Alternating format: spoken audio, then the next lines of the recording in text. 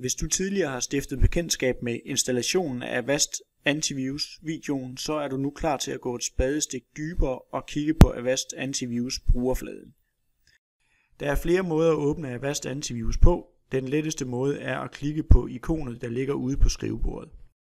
Man kan også klikke nede i det, der hedder proceslinjen, nede i hjørnet, hvor man åbner, og hvor Avast-ikonet også ligger.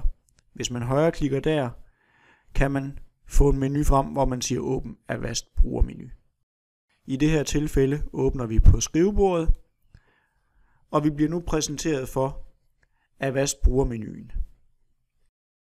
Da vi netop lige har installeret Avast, så kan vi komme frem til den her kom godt i gang brugermenu. Den kan vi vælge at springe over, og det gør vi i det her tilfælde. Og vi står nu heroppe, hvor der står, at du er godt beskyttet. Der er nogle forskellige muligheder i Avast, men det første jeg vil gøre med jer, det er lige at vise jer, hvordan man registrerer det. Det er fuldstændig gratis at registrere Avast, men hvis man ikke gør det, bliver man mindet om, at man bør gøre det med jævne mellemrum. Så vi trykker op i registrer her øverst, og så skal vi vælge vores niveau af beskyttelse. Standardbeskyttelsen er den gratis, og det er den vi vælger her. Så vi trykker vælg, og så bliver vi bedt om at indtaste vores e-mailadresse. I dette tilfælde taster jeg min e-mailadresse. Det kan være hvad som helst, også en fiktiv. Og vi trykker registrere. Og nu står der, tak fordi du registrerede Avast Antivirus. Den vil også gerne have, at vi prøver deres dyre antivirus i en begrænset periode, men vi vil vælge at forblive med den gratis basisbeskyttelse. Nu er vi beskyttet, og vi kan også se heroppe, at Avast er registreret. Registreringen gælder for et år, hvorpå vi vil blive påmindet igen om at registrere på ny. I Avast startmenuen her har vi mulighed for smart scanning, browserrensning, hjemmenetværkssikkerhed og gratis mobilbeskyttelse. Mange af de her ting er nogle, der kun er tilgængelige, hvis man har købt betalingsudgaven af Avast. De muligheder, vi har i den gratis version af Avast, det er at scanne for virus og for softwareopdateringer. Hvis vi skal scanne for en virus, så går vi op i scan, og så har vi muligheder, der hedder scan efter viruser, efter tilføjelsesprogrammer, forældet software og trusler mod netværk. Som tidligere nævnt, er det kun muligt for os at scanne efter viruser eller forældet software. Forældet software skal forstås på den måde, at hvis man for eksempel har installeret en anden browser, eksempelvis Google Chrome, så kan Avast gå ind og se, om man har den nyeste udgave, og den vil bede om, at man kan opdatere den. Det er en rigtig, rigtig smart funktion. Hvis vi trykker på scan efter virus, bliver vi præsenteret for et scanningsbillede, hvor vi har muligheder for at vælge forskellige drop-downs herover, en hurtig scanning, en fuld systemscanning, en flytbar mediescanning, og hvor vi kan vælge en mappe, vi vil scanne på computeren, eller en opstartscanning. Opstartscanning er at scanne de programmer, der starter op, når computeren starter op. Den hurtige scanning er, at man laver en hurtig scanning af computeren, og en fuld systemscanning er en meget grundig fuld systemscanning af hele computeren. Den tager væsentligt længere tid end en hurtig scanning.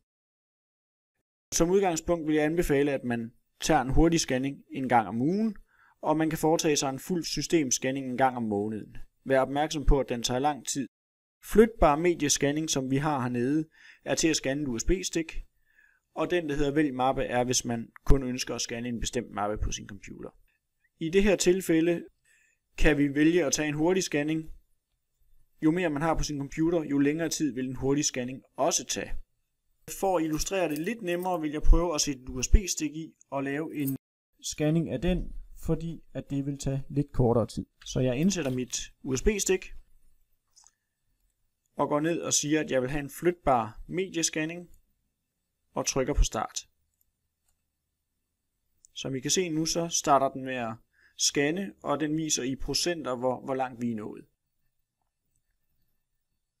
Som I kan se, så står der, hvilken fil den behandler lige nu, og hvor mange inficerede filer, hvis den finder nogen, den har fundet. Vi satser selvfølgelig på de 0. Scanningen er nu fuldført, og den viser med grønt, at der ingen trussel er fundet. Skulle der mod forventning være fundet en virus, ville Avast selvfølgelig med det samme advares, om man vil få muligheden for at fjerne virusen eller sætte virusen i karantæne. Og sætte virusen i karantæne er at uskadeliggøre virusen. Det er basisfunktionen i gratisudgaven af Avast, nemlig at scanne for virus.